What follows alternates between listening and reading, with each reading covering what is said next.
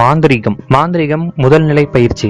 மாந்திரிகம் பழகுபவர், பழக வேண்டும் எண்ணுபவர் கவனமாக கேளுங்கள். இதில் கூறிய முறைகளை அனைத்தையும் கடைபிடியுங்கள். முதலில் காலை 5 மணிக்கு எழுந்து காலை கடன்களை முடித்துவிட்டு கிழக்கு நோக்கி சூரியன் வருவதற்காக காத்திருக்கவும். பின்னர் சூரியன் உதித்த பின்னர் கைகளில் சிறிது நீர் எடுத்து ஓம் சூரிய தேவாய நமக என்று 11 முறை கூறவும். ஒவ்வொரு முறையும் கூறிய பிறகு கையில் உள்ள நீரை செடியின் மேல் ஊற்ற வேண்டும். பிறகு 11 முறை கூறிய பிறகு அவரிடம் மந்திரக்கலை பழகுகிறேன், நீங்கள் என்னுடன் இருந்து என்னை வழி நடத்துங்கள் என்று கூறி கொள்ள வேண்டும். அதன் பிறகு அருகில் உள்ள விநாயகர் கோயிலுக்கு சென்று முதல் நாள் மட்டும் உங்கள் பெயர், உங்களுடைய ராசிகளை சொல்லி அர்ச்சனை செய்து கொள்ளுங்கள். பிறகு தினமும் விநாயகர் கோயில் சென்று எருக்கன் பூ வைத்து வழிபடுங்கள்.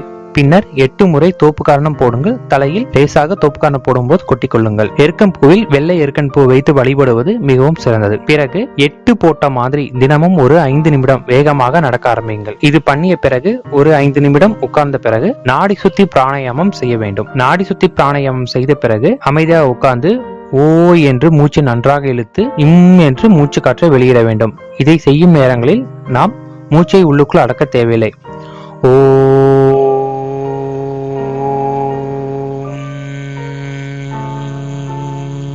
இதுபோல் முடிந்த அளவிற்கு நன்றாக மூச்சை நல்லா இழுக்கும்போது ஓம் என்றும் விடும்போது இம் என்றும் சொல்ல வேண்டும். பிறகு உங்களுக்கு இஷ்ட தெய்வமான கோயிலுக்கு சென்று அங்கு கடைகளில் விற்கப்படும் ஒரு கருப்பு நிற கயிறை வாங்கி சாமியின் கால்களில் வைத்து அதை உங்களது கைகளில் காப்பு கயிறாக கட்டிக்கொள்ள வேண்டும். பிறகு மாலை நேரம் சுமார் ஒரு 6 மணி அளவில் கண்களுக்கு காந்த சக்தி பயிற்சிகளை மேற்கொள்ள வேண்டும். பிறகு பிராணாயாம பயிற்சி மேற்கொள்ள வேண்டும். தினமும் இரவு தூங்கும் போது அஞ்சனை கல்லை உங்களுடைய நெற்றியில் வைத்து தூங்க வேண்டும்.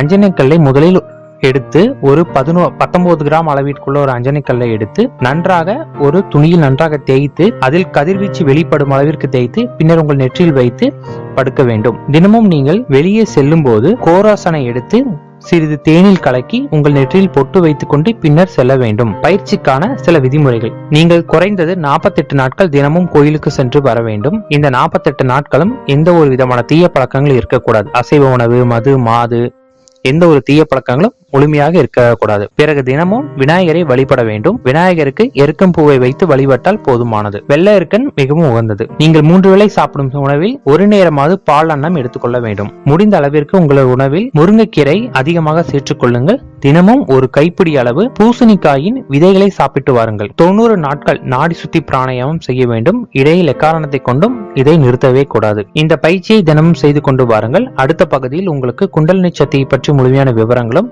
அதை எழுப்புவதற்கான வழிமுறைகளும் சொல்லித் தரப்படும். மாந்திரிகத்தில் சொல்லப்பட்டுள்ள கருத்துக்கள் ஏதேனும் சந்தேகம் இருந்தால் கேளுங்கள். நன்றி.